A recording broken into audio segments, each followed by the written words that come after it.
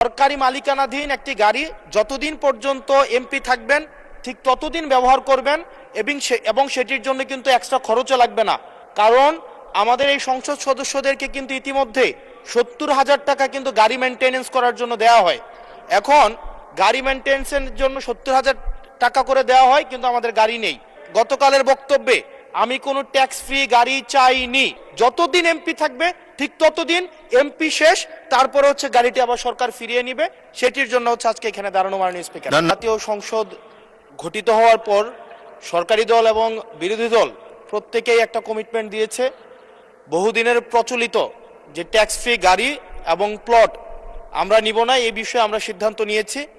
এবং গতকাল এই বিষয়টিকে সমর্থন জানানো পূর্বক আমি এই সংসদে একটা বক্তব্য প্রদান করি, যেটি আজকে বিভিন্ন মিডিয়াতে এটা একটা বিভ্রান্তি ছড়ানো হয়েছে। আমি আমার জায়গা থেকে যেই ট্যাক্স ফ্রি গাড়ি আমরা নিব না এবং প্লট এই সুবিধাটি যেটা আমরা নিব না, এই সিদ্ধান্ত সমর্থনপূর্বক আমি জানিয়েছি জেলা পরিষদের চেয়ারম্যান, উপজেলা পরিষদের চেয়ারম্যান, পৌর মেয়র, ডিসি, ইউনো, এসিল্যান্ড সহ অন্যান্য সরকারি অফিসার সরকারি কার্য পরিচালনা করার জন্য যেভাবে সরকারি একটি গাড়ি পেয়ে থাকে, ঠিক একই প্রক্রিয়ায় আমাদের যারা সংসদ সদস্য আছে তাদেরকে ঠিক একই প্রক্রিয়া একটি গাড়ি ব্যবহার করা দেয়া যায় কিনা সেটি আমি এই সংসদে আমি জানিয়েছিলাম। সরকারি মালিকানাধীন একটি গাড়ি যতদিন পর্যন্ত এমপি থাকবেন ঠিক ততদিন ব্যবহার করবেন এবং সেটির জন্য কিন্তু এক্সট্রা খরচও লাগবে না।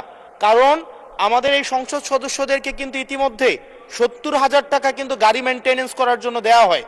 এখন গাড়ি মেনটেনেন্সের জন্য ৭০,০০০ টাকা করে দেওয়া হয়, কিন্তু আমার যে বক্তব্যটা সেটি গতকালের বক্তব্যে আমি কোনো ট্যাক্স ফ্রি গাড়ি চাইনি এবং ট্যাক্স ফ্রি যে প্লট এবং গাড়ির যে বিষয়টি রয়েছে সেটি অলরেডি এই সংসদের পুরো হাউস ঐক্যবদ্ধভাবে সিদ্ধান্ত নিয়েছে তারা এটি নেবে না।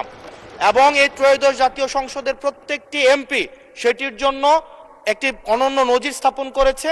এটি মিডিয়াতে বিভ্রান্তি সৃষ্টি করেছে, সেটির জন্য এখানে পুনরাবৃত্তি করেছি সকল এমপিদের পক্ষ থেকে যে আমরা ট্যাক্স ফ্রি গাড়ি বা প্লটের সুবিধা না, অন্যান্য যে সরকারি সুবিধা আছে সেটির মতো করে যতদিন এমপি থাকবে ঠিক ততদিন, এমপি শেষ, তারপরে গাড়িটি আবার সরকার ফিরিয়ে নিবে। সেটির জন্য আজকে এখানে দাঁড়ানো মাননীয় স্পিকার। ধন্যবাদ মাননীয় সদস্য।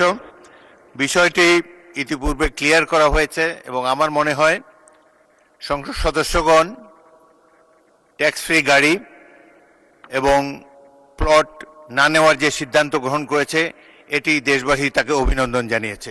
ধন্যবাদ।